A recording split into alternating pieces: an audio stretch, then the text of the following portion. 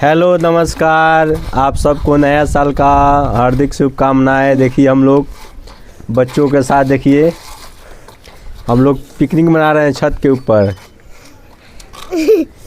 कुछ बोलो बाबू। बोलो जाए बोलो जाए, इसमें क्या बोलना है तुम लोग को? आज क्या क्या खाओगे बताओ? खीर पूरी। और तुम लोग क्या क्या खाओगे? और फिर बोलो। खीर पूरी। हाँ, ये गाना गाओ। चंदा हाँ गाओ। गाना।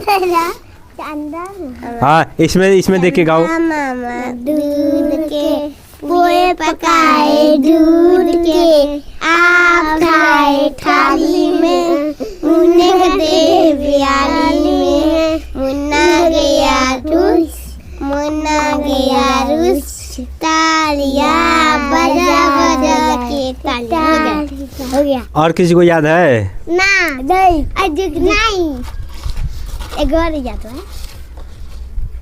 हाँ, तो याद है तो गाओ, गाइए इसमें। गाओ, हम ना गाए, तीन जाना गाएगी। हाँ।